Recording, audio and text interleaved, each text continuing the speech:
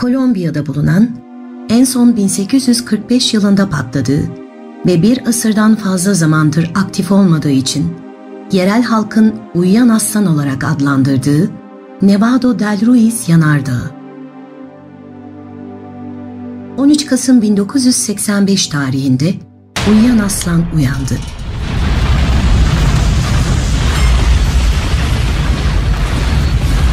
Sabah saatlerinde harekete geçen yanardağ, çevresinde ne varsa yerle bir etti. Oralarda bir yerde, patlamanın etkisiyle boğazına kadar gelen suyun içinde, belden aşağısı toprak ve moloz yığınlarının arasına sıkışmış, taşıdığı ruh bedeninden çok daha büyük bir kız vardı. Omayra Sanchez. İşte tahammül sınırı ulvi, Kolombiyalı güzel kız Omayra Sanchez'in yürek dağlayan acı öyküsü. Nevado del Ruiz Yanardağı. Uyuyan aslan. Aslında uyuyan yanardağ değildi. Onu önemsemeyen devlet yetkilileriydi. Patlamadan bir yıl önce deprem aktivitesi başlamıştı. 2 ay önce jeologlar yanardağın harekete geçtiğini söylemişlerdi. Kısa bir süre önce de kül yağmuru başlamıştı ve bu büyük bir felaketin habercisiydi. Ancak kimse bu uyarıları dikkate almadı. İlk etapta patlamayla meydana gelen taş ve kül yağmurunda tahliye kararı alınmış, ancak kül yağmuru durunca tahliye kararı iptal edilmişti. Oysa o anlarda proklastik akıntı ve püskürmeyle dışarı çıkan maddeler, volkanın tepesindeki buz tabakasını eritmekteydi. Bu da devasa çamur kütlesinin zirveden aşağıya kaymaya başlamasına sebep oldu. Heyelan 2-3 katlı ev büyüklüğündeki kayaların yuvarlanmaya başlamasına yetti. O akşam meydana gelen fırtına, dağın zirvesinde meydana gelen bu olayı gizlediği için halk bu durumun farkına varamadan kasabanın büyük bir bölümü çamura gömüldü. Devasa kayalar şehirdeki evlerin ve insanların üzerine yağdı. İşte kocaman bir salon büyüklüğünde bir kaya. Bu kayanın orada binlerce yıldan beri durduğunu düşünebilirsiniz. Ancak öyle değil. Felaketin yaşandığı gece kilometrelerce ötedeki dağdan koparak gelmiş ve oradaki bir evin üzerine çöküvermişti. Altında bir aile var.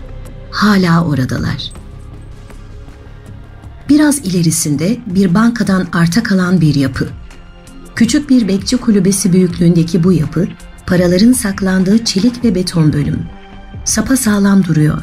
Gerisi yitip gitmiş. Tıpkı yitip giden binlerce insan gibi. Paraya verilen değer insana verilmediği sürece yitip gidecek milyonlarca insan gibi. Bir başka yerde eski bir mezarlık duruyor. Mezarların taşları yangından simsiyah olmuş. Tüm şehir yerle bir olduğu halde bu mezarlar yerli yerinde nasıl kalabilmiş? Söylenenlere göre dağdan aşağıya şehre doğru kayan toprak, mezarlığın hemen girişinde küçük bir tepe oluşmasına sebep olmuş. Ve arkasından gelen sel suları, mezarlığın hemen girişinde oluşan bu tepecik nedeniyle yön değiştirmişti.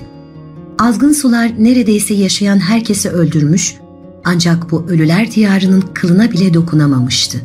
Bu manzaralar yetkililerin ihmaliydi. İşte bu ihmal, 60 saat boyunca küçük fakat güçlü yüreğiyle acıya ve esarete meydan okuyan Omayra'nın ölmesine neden oldu. Elbette diğer 24.999 insanın da.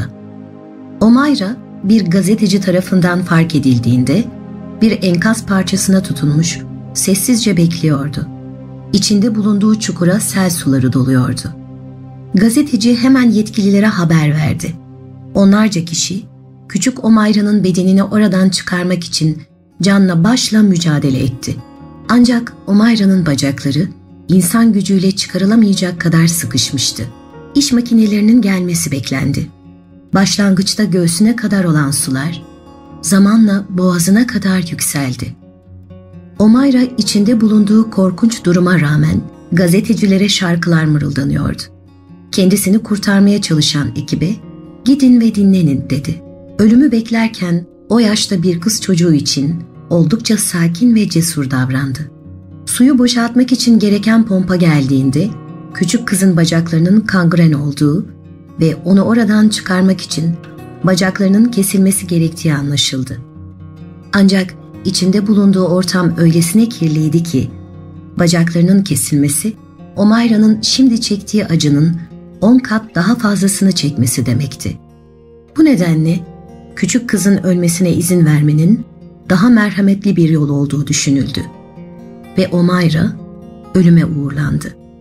Omayra 60 saatlik sürecin sonunda gözlerini kapatmadan önce Mamá, si me escuchas, yo creo que sí. Reza para que yo pueda caminar y esta gente me ayude. Kısa bir süre sonra son sözleri Mami, te quiere mucho, mi papi, mi hermano y yo. Adiós, madre.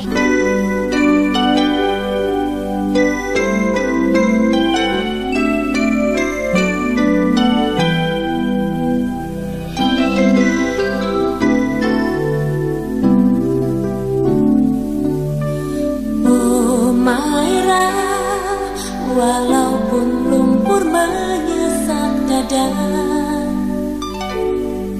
tapi harapan masih tetap berbeda.